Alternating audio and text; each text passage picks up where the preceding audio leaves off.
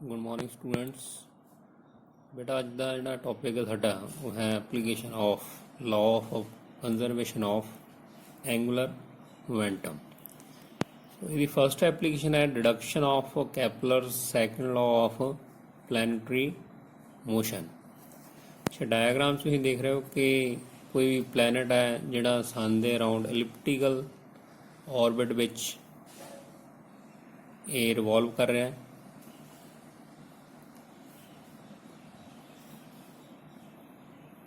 Are position vector है between sun and planet, तो F G gravitation force है जी सन करके प्लैनट के उपर लग रही है, यानी कि सन जो प्लैनट के उपर फोर्स लगा रहा है ग्रैविटेशन फोर्स वो है एफ। तो ये डायरैक्शन जी होएगी ग्रैविटेशन फोर्स की वो होएगी टुवार्ड्स द सन, क्योंकि जी फोर्स है ये सन ने प्लैनट दे लगाई है, क्योंकि सन का मास जोड़ा प्लैनट तो काफ़ी ज़्यादा, इस करके ग्रैविटेशन पुल जी सन की काफ़ी ज़्यादा होंगी, इस करके ये फोर्स जी सन वाल एक्ट करेगी। जेकर ये फोर्स सन वाल एक्ट कर रही है तो जो टॉर्क प्रोड्यूस होएगा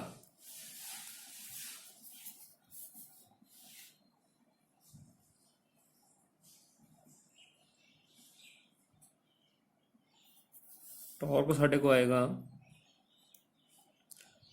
टॉर्क में आप टॉ ना लिखते हैं, tau is equal to r cross F.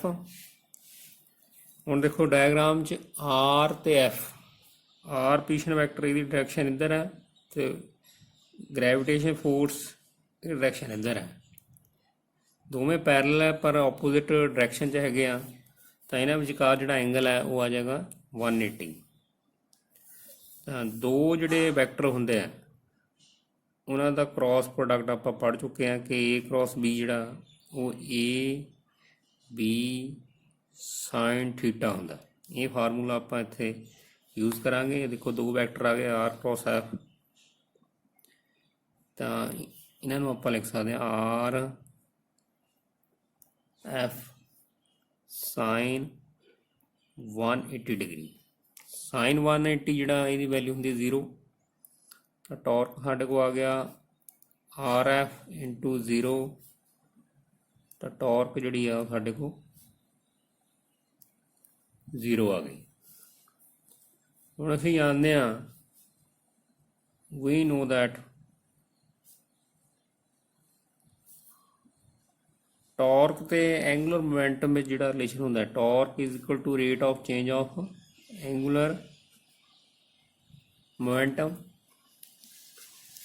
हुण क्योंकि टॉर्क साडी 0 है, टॉर्क नूं आपां 0 पुट करांगे D L over D T, तो साडे को rate of change of angular momentum जिहड़ी है वो 0 आ गई। हुण इस इक्वेशन आप इंटीग्रेट करांगे, इंटीग्रेटिंग बोथ साइड्स जो इंटीग्रेट करांगे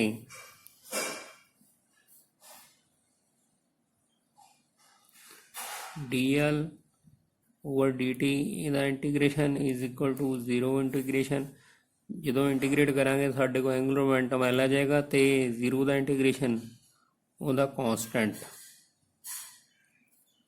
इतों ये शो हो गया कि एंगुलर मोमेंटम जोड़ा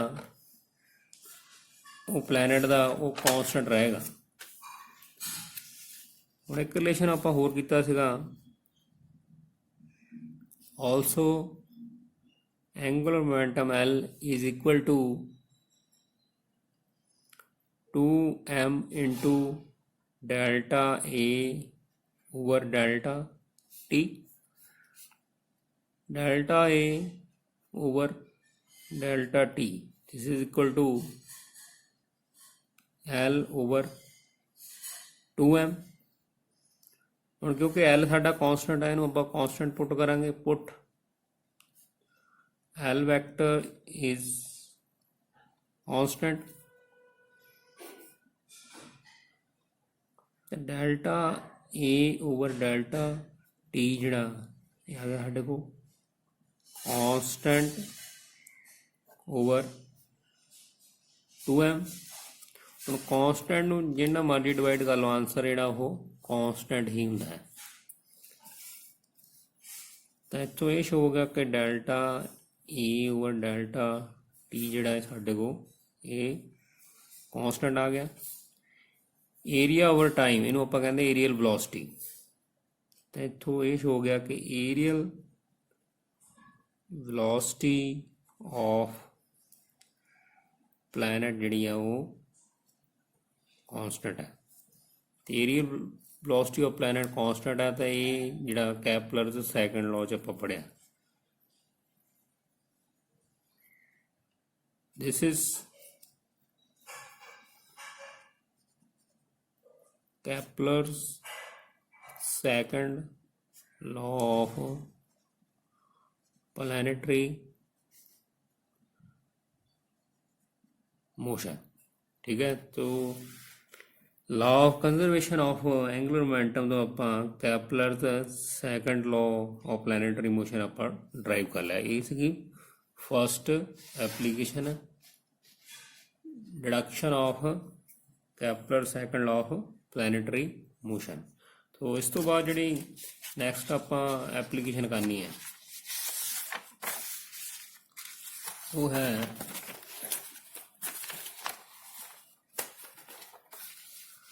एप्लीकेशन नंबर 2 इज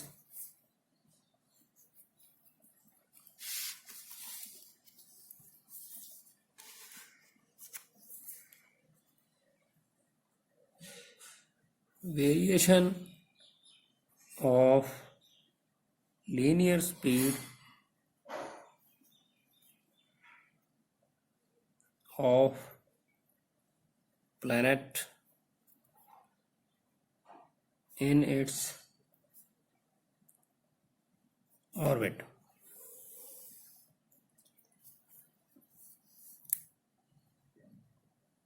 ये आप एलिप्टिकल ऑर्बिट इत्थे शो करते हैं कि ये साढ़े को एलिप्टिकल ऑर्बिट है। इत्थे आपां सन शो करते हैं तो ये साडा है प्लैनेट।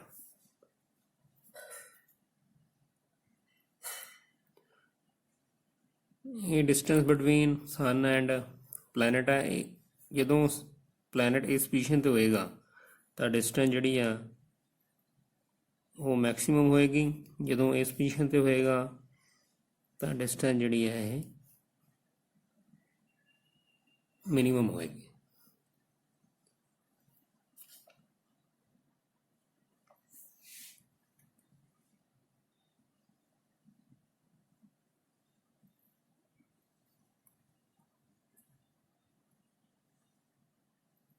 ਹੁਣ ਆਪਾਂ ਇਹ ਪੜਿਆ ਕਿ ਜਦੋਂ ਪਲੈਨਟ सन ਦੇ ਅਰਾਊਂਡ ਐਲਿਪਟੀਕਲ ऑर्बिट ਵਿੱਚ ਰਿਵੋਲਵ ਕਰਦਾ ਹੈ ਤਾਂ ਉਹਦਾ ਐਂਗੂਲਰ ਮੋਮੈਂਟਮ ਜਿਹੜਾ ਉਹ ਕੌਂਸਟੈਂਟ ਰਹਿੰਦਾ।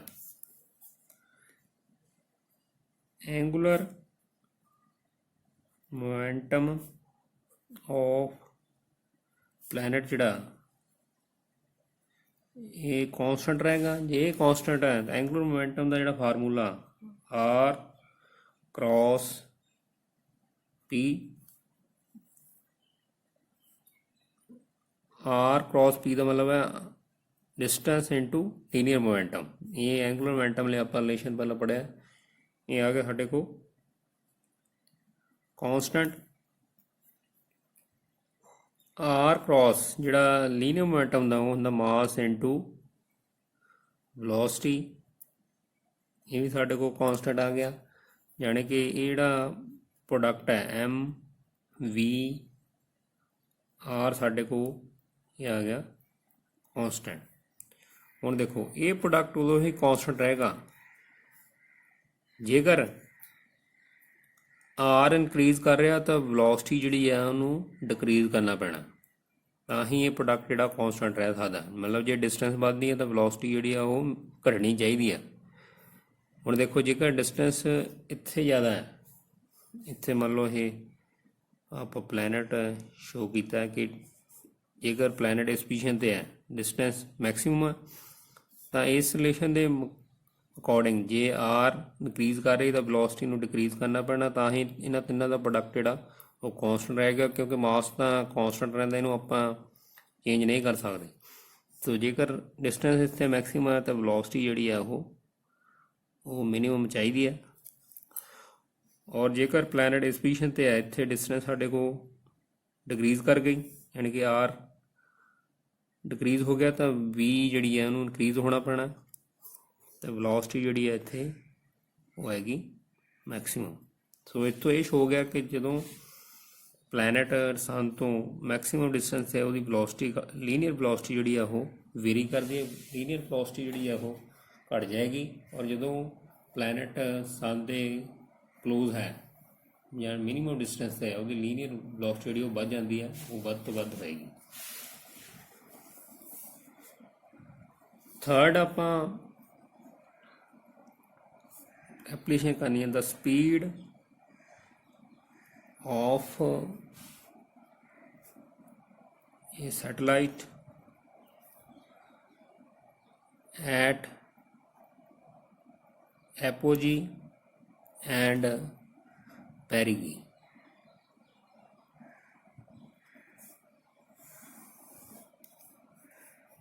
इहदे लई भी आपां एलिप्टिकल ऑर्बिट इत्थे शो करने हैं।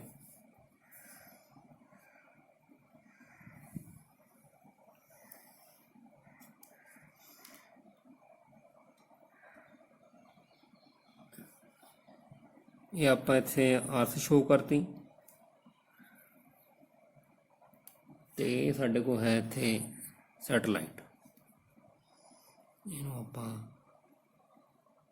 सैटेलाइट शो करता।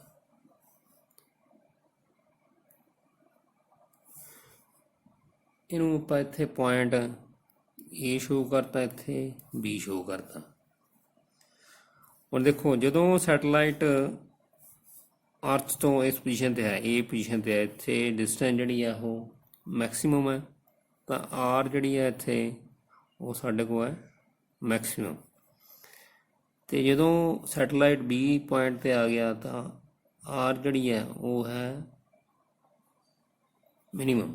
मान लो जो सैटेलाइट अर्थ के अराउंड एलिप्टिकल ऑर्बिट में रोटेट कर रहा तो पॉइंट ए ते है वो वेलोसिटी जी है वो है वी ए।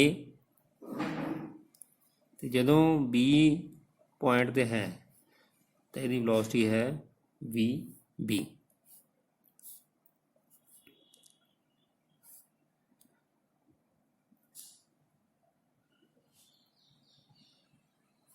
जो सैटेलाइट अर्थ तो मैक्सिमम दूरी ते हुंदा है उन्होंने आपां पोजीशन नूं कहने आ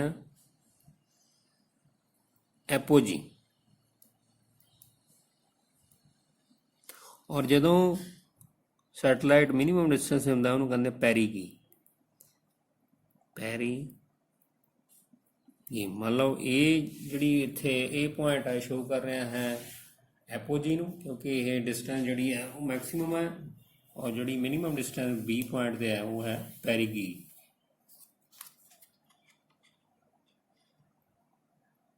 हुण आपां ये पढ़िया कि जो कोई सैटेलाइट या प्लैनेट एलिप्टिकल ऑर्बिट विच रिवॉल्व करता है तो वह एंगुलर मोमेंटम जिहड़ा वो कॉन्स्टेंट रहिंदा है। सो दोनों पॉइंटां ते जिहड़ा सैटेलाइट का एंगुलर मोमेंटम है वो कॉन्स्टेंट होएगा। तो आपां लिख सकते हैं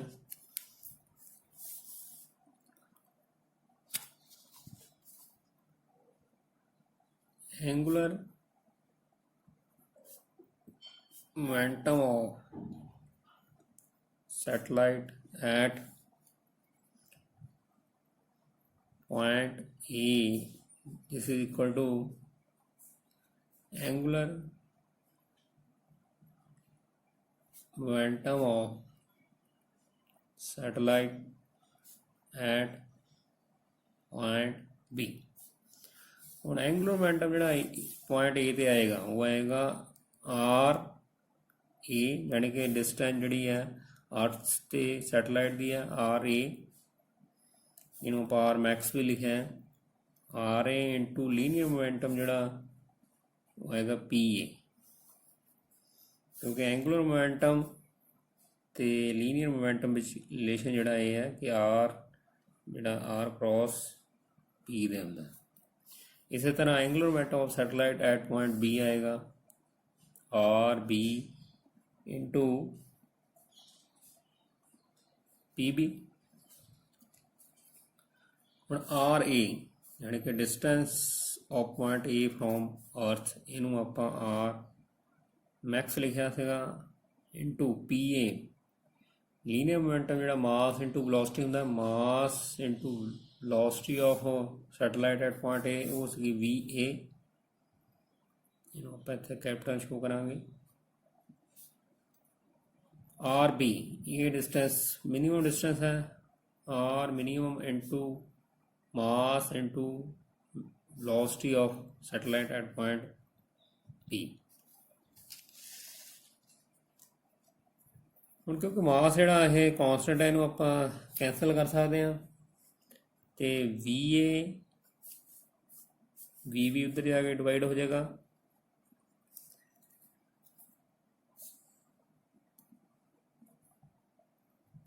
ਤਾਂ ਇਹ ਸਾਡੇ ਕੋਲ ਰਹਿ ਗਿਆ ਇੱਧਰ R ਮਿਨੀਮਮ ਓਵਰ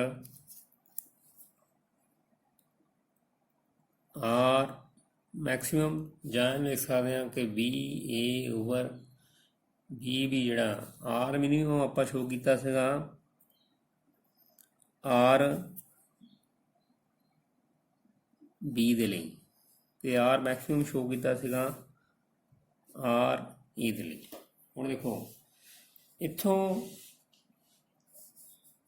ਇਹ ਆਪਾਂ ਕਹਿ ਸਕਦੇ ਹਾਂ ਕਿ ਵੈਲੋਸਿਟੀ ਜਿਹੜੀ ਹੈ ਉਹ ਡਿਸਟੈਂਸ ਦੇ ਇਨਵਰਸਲੀ ਪ੍ਰਪੋਰਸ਼ਨਲ ਹੈ, ਵੈਲੋਸਿਟੀ ਜਿਹੜੀ ਹੈ ਉਹ ਡਿਸਟੈਂਸ ਦੇ ਇਨਵਰਸਲੀ ਪ੍ਰਪੋਰਸ਼ਨਲ ਆ ਗਈ, ਕਿਉਂਕਿ ਇੱਧਰ velocity of satellite at point A ਹੈ, ਤੇ ਡਿਸਟੈਂਸ ਜਿਹੜੀ ਆ ਉਹ RA distance of satellite from the earth वो इनवर्सली प्रपोर्शन आ रही है।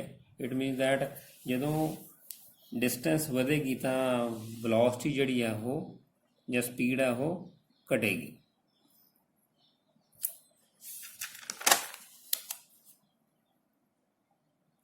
तो इतों ये शो हो गया कि जदों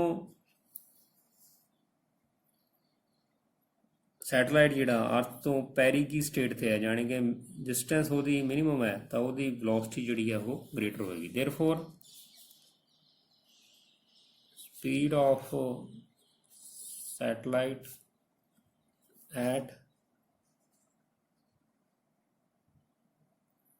पैरीगी is greater than speed of satellite at apogee। तो सैटेलाइट या प्लैनेट के केस आप कह सकते हैं कि जदों सैटेलाइट या प्लैनेट घट तो घट दूरी ते होएगा उदों उहदी स्पीड जिहड़ी है वो मैक्सिमम होएगी। तो ये थर्ड एप्लीकेशन आपां कीती the speed of satellite at apogee and perigee. So इस दे नाल ही ये जिहड़ा टॉपिक है कंप्लीट हुंदा है और साडा चैप्टर जिहड़ा वो भी सैकंड चैप्टर जिहड़ा रोटेशन मोशन वो भी कंप्लीट हुंदा है।